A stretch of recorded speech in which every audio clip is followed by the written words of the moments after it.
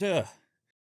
So ladies and gentlemen, today we are talking about a much requested topic which surrounds the whole ongoing bidding war for Warner Brothers Discovery, and that is, apparently, the Snyderverse has been restored.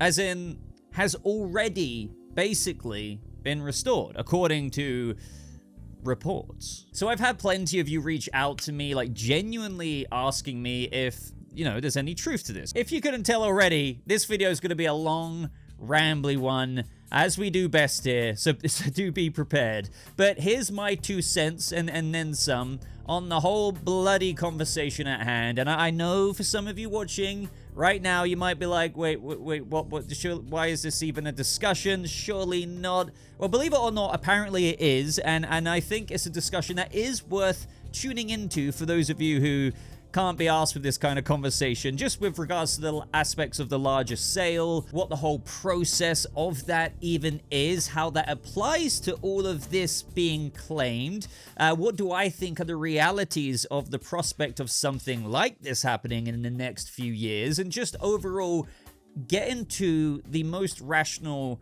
as I can possibly make it take on DC's future, and basically just swim around in that discussion for a bit.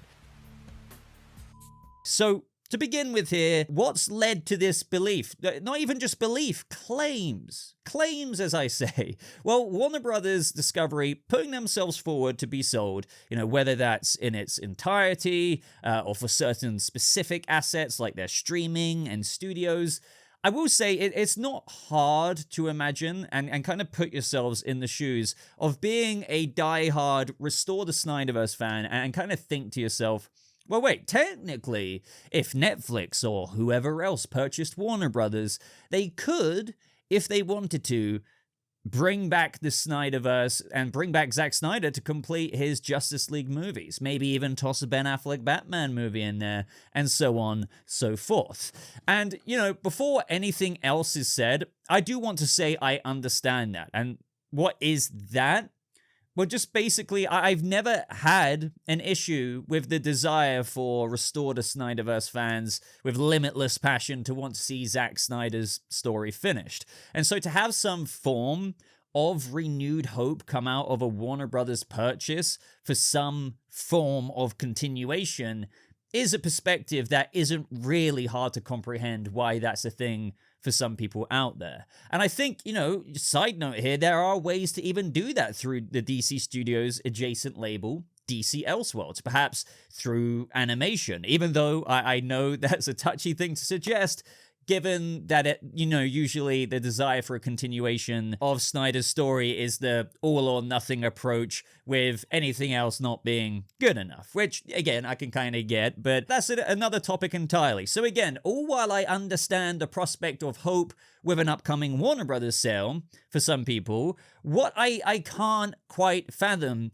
is those who think that with this upcoming sale there's a secret plot where the Snyderverse is being restored by the Saudi Arabia-backed bids, and simultaneously, the DC Studios roadmap as a result with the DCU will be completely and utterly scrapped in favor of a restoration of a storyline that was scrapped from 2 Warner Brothers ownerships ago. And again, my biggest frustration with reading stuff like this and what I'm being approached with from, you know, Tom, Dick, and Harry over there, just being like, Boba, what's going on here?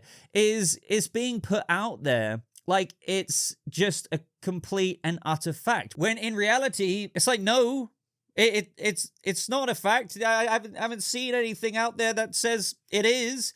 Now, that's not me saying, to make this very clear, that, hey, stranger things, you know, haven't happened kind of thing, and one day we could get some kind of cool continuation under the Elseworlds banner of DC Studios. Maybe not in the way that every Restore the Snyderverse fan would like, but, you know, I digress. To claim that Justice League Part 2 or whatever else is going to come in and completely usurp the still very early days and brand new efforts of the DCU's cinematic live-action plans, having only released one, just to hammer that in, one major live-action movie at this point.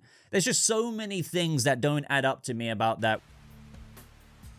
where does this all start? This is all coming under a wave of several things moving at the same time. We had, Zack Snyder join Instagram, and he's been posting a lot of awesome photos from the Snyderverse days, which has led many fans trying to extrapolate hidden meanings from his photo uploads, which I guess make your own assessment there, because I feel like it's kind of a futile thing for me to explore in this video.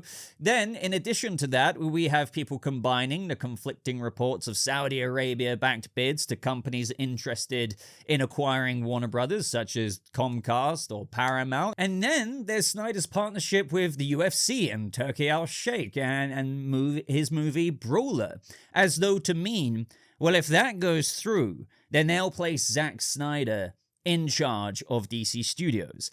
And a lot of these, let's say, less than mainstream outlets reporting stuff like this make it seem like oh so simple, oh so black and white, and that sparks excitement in a lot of people who are going gung-ho for a restoration, waiting to jump on any nugget of rumor that could fan that flame of possibility, which, by the way, I don't think is fair on them. And sure, even if the Saudi-backed bid from the Public Investment Fund and those who are at the top of the, General Entertainment Authority have this preference that is more towards Snyder's tone for DC characters and execution, a takeaway people seem to keep ignoring is that the backing of a bid does not equal the control to make such a decision either. So let's run through this whole aspect, because obviously it's all heavily entwined with what goes into making these claims that are being made. So rather, what the backing of a bid reported from Variety would do, even though I just want to add in, this article was updated with Paramount denying that they were being backed, and all of that kind of remains to be seen.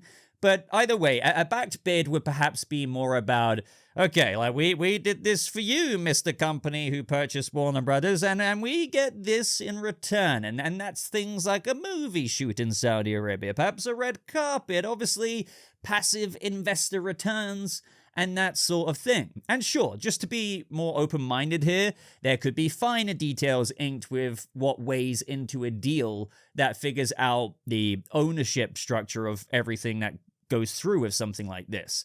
But to entertain the idea of how it would give the power of creative control over what happens with the most popular IPs to Saudi Arabia under the new owner, whether that be, let's say, Paramount or Universal, is incredibly unlikely. If anything, the financial backing from them would be more about the passive aspects they would get in return as investors, rather than that of controlling the creative sphere. Obviously, as well, that the largest shareholder has the ability to choose leadership, and let's just say with Paramount and the Ellisons' level of money, I doubt they'd need to borrow so much money that it gives up their majority hold share to make a purchase like this happen. Plus, obviously, I just don't think they would want to allow that to be the case anyway. They would want to be the ones calling the most shots.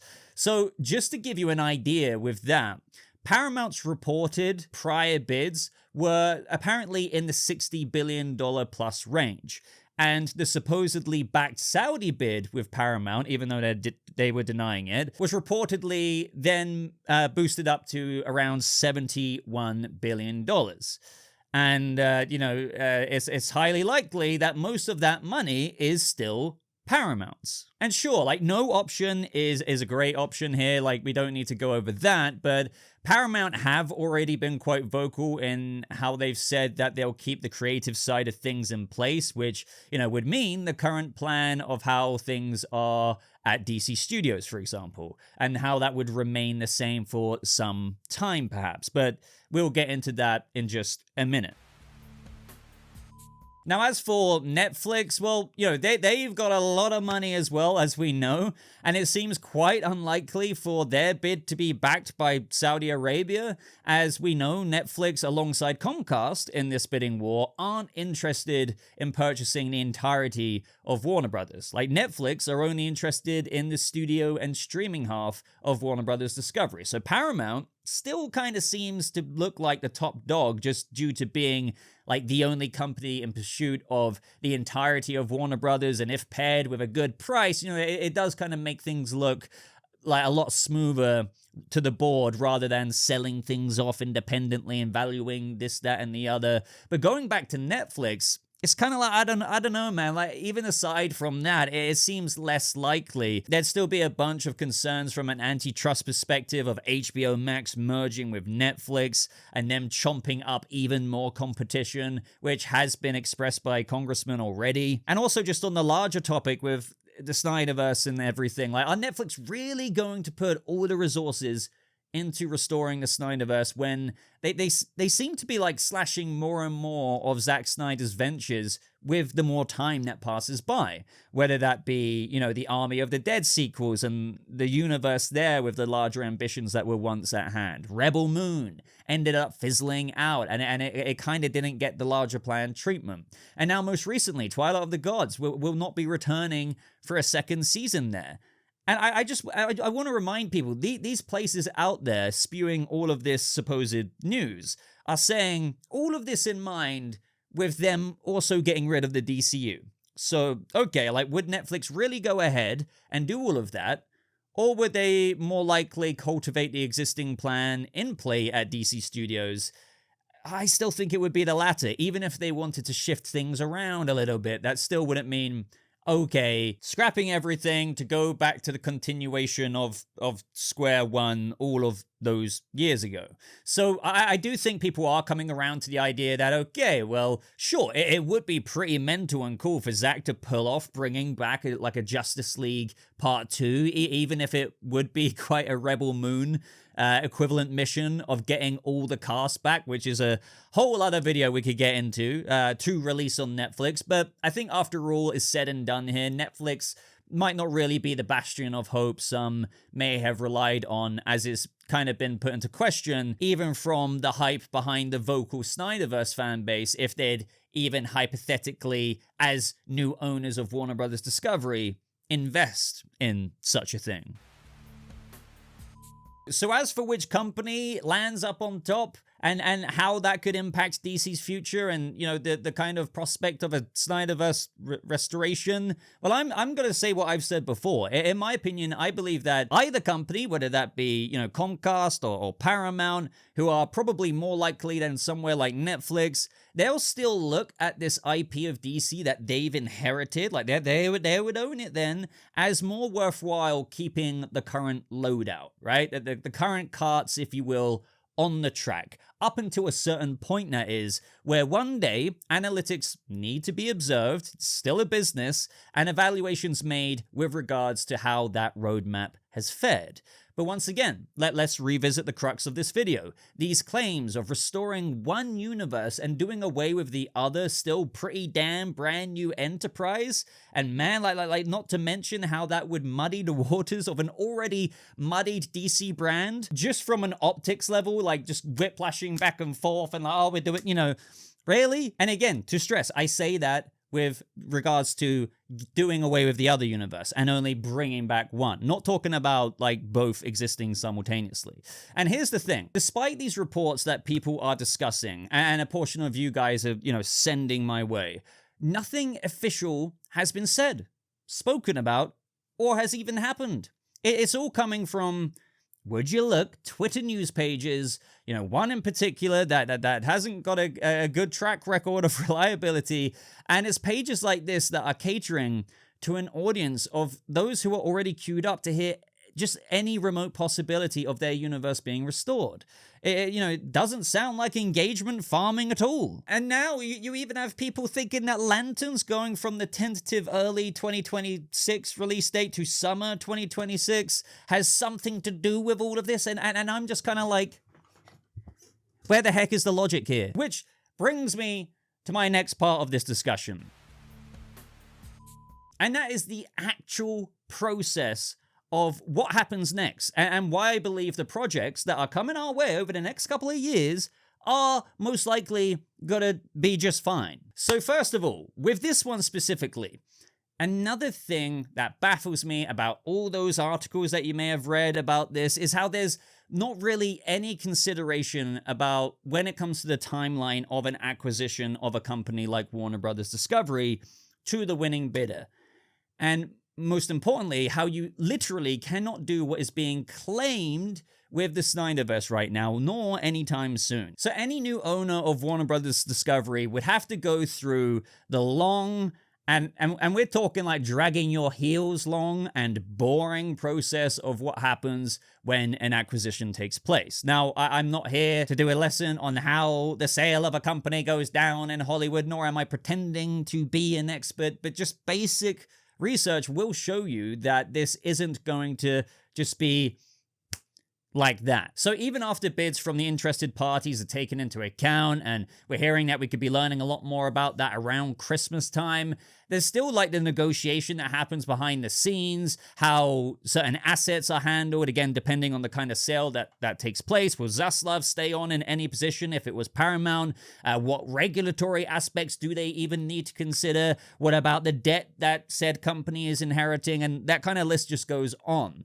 And then you get into the regulatory review stage, which I'm sure most people understand right off the bat is the longest stage. Now, sure, we're hearing that the current administration likes the idea of Paramount purchasing Warner Brothers, but even if you want to argue that there's some slight expediting of the process there, you know, the FTC and the DOJ still have their reviews, and that is just not a quick process. Like to give you some examples, AT&T took 18 or so months from October 2016 to June 2018. And Disney to Fox was a bit quicker with a 15-month review.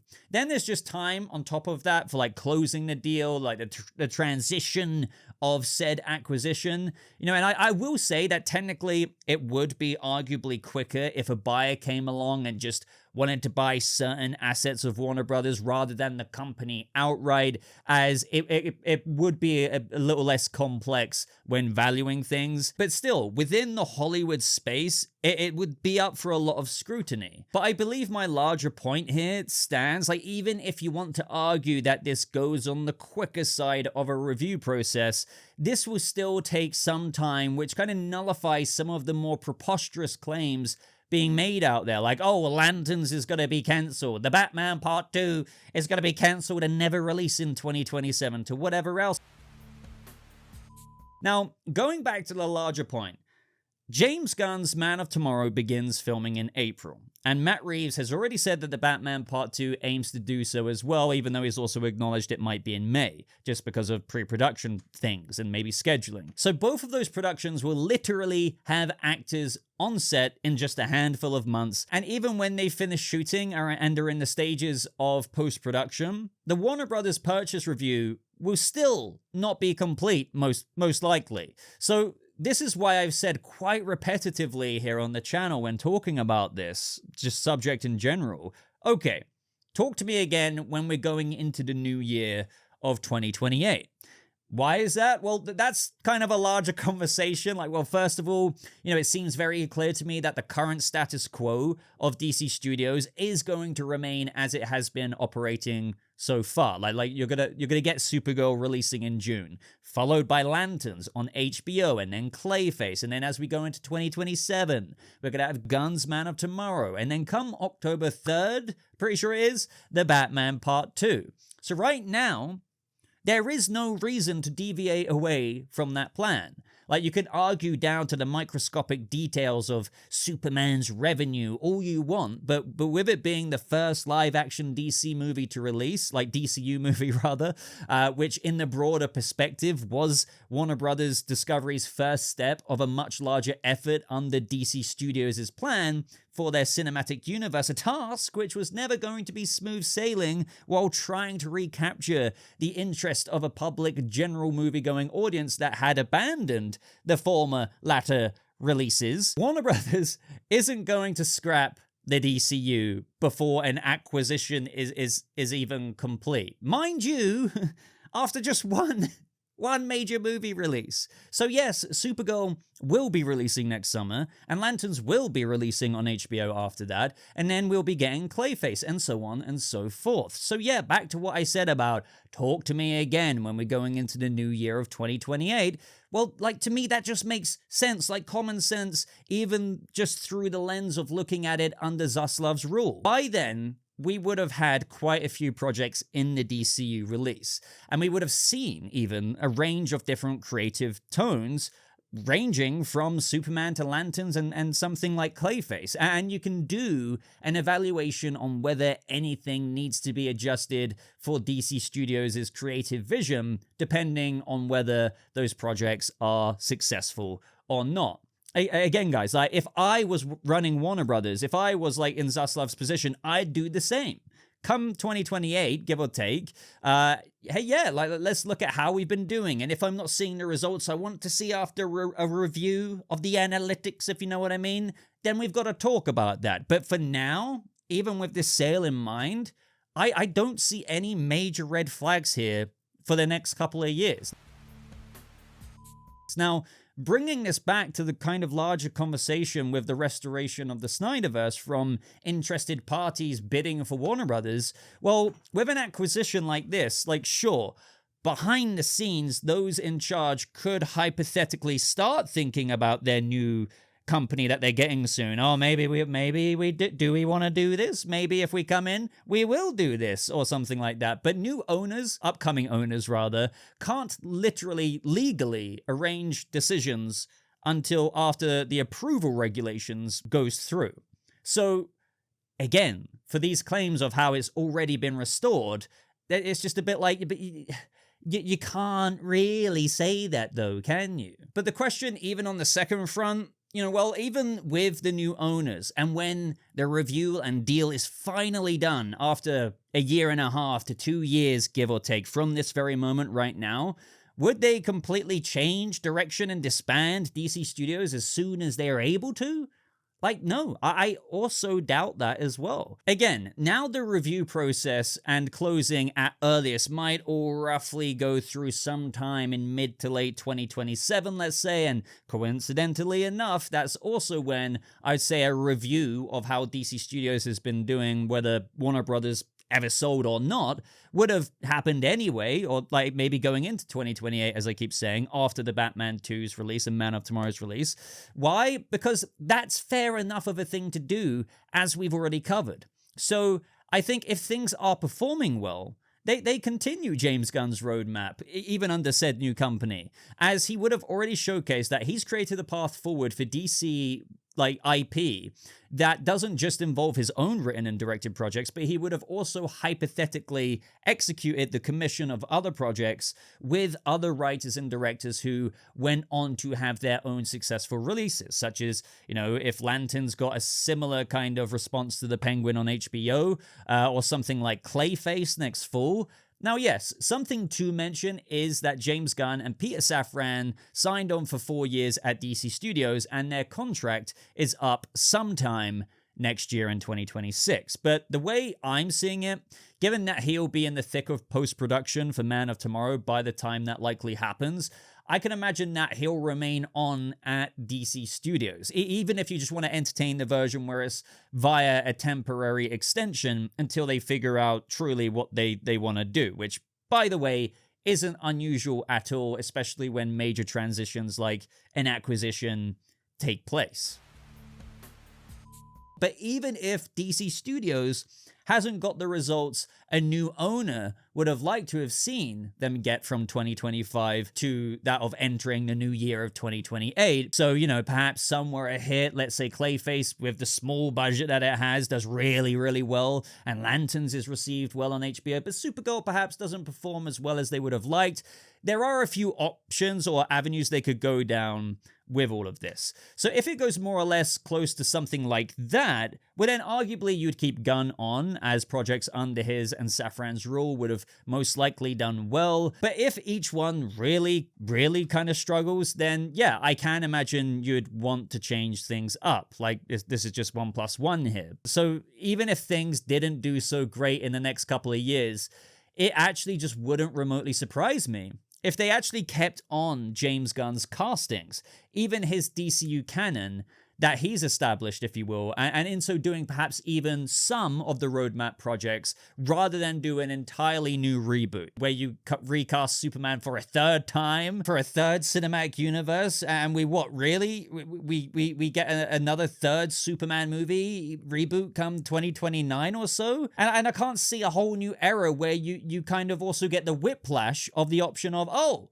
they've got rid of Corn Sweat, and come 2029, we're doing Man of Steel 2 again with Henry Cavill, because we're the new owners. I know that would be awesome for so many people maybe watching right now, but like IP, like brand-wise, optics-wise, that's why I say you don't get rid of one to do the other, and that will be the new direction they have going forward. The idea of exploring that adjacent to the DCU brand and canon, even if they got rid of Gunn and still, you know, again, pursued the stories with those castings, but maybe wanted to do something, that's much more of a believable thing. But to say, not only is Gunn gone, the DCU plans under DC Studios are gone, like everything, all of that, and now you're actually bringing back every actor, like, you know, if Ben Affleck comes back, Gal Gadot, Ezra Miller, Ray Fit, like, you know, everyone's coming back, and now, like, I think even though there will be die-hard fans, is it gonna still make, let's just say, Paramount's owning Warner Brothers now, them the money they want to see? But long story short now, I think we're going to be all right for the next couple of years in terms of projects releasing. I think it's fair and absolutely fair enough to say after those few projects, as we go into 2028, things probably will be evaluated. Okay, how are we doing? Like, we're sinking money into this brand. I've got a feeling it will be mixed results. Maybe Supergirl won't do as well as maybe what they want it to do, but Clayface could be a really decent hit for the $40+ million budget that it's got. You could have Lanterns received well as an HBO show in general, whether it's DC fans or non-DC fans alike, because they've made that show to cater to a lot of people. And I think the best case scenario with that personal projection of mine is that, well, okay, Gunn has shown that, like, not everything is tank. It's like, okay, there are results here. And while the acquisition is taking place, maybe an extension will be made, if not another deal, and they kind of take it from there. And if Paramount was the one in charge, I think they would kind of keep it like the status quo as it is for now. But things would absolutely be readjusted, even with outlook and projection of a roadmap. If things are like, okay, like how are we doing here, there, and, you know, like this project, okay, well, maybe, you know, we need to do it on a case-by-case basis. Maybe we don't want to put as much money into movies. Maybe we should focus more on what has done well at DC Studios and the DCU. You get what I'm saying. That nothing's invulnerable from that. Let me know your thoughts. You know, I know that was quite a long, rambly, almost basically bloody podcast level discussion about all of this, but I really wanted to make it just because so many people are asking me about it. And I do kind of get it. There's tons of people out there who just see stuff like this and they kind of think, wait, is something happening? But if you got this far in the video, you know what I'm going to say. I mean, you're still watching right now. You're still watching. You may as well hit like and support the content. Consider subscribing for all kinds of videos like this with DC, movie news, and more things like that. You're in the right place, trust me. But I'm going to love you and leave you. So thank you just so much for watching. I hope you all have a lovely rest of your day. And I'll see you guys in the next video. Goodbye.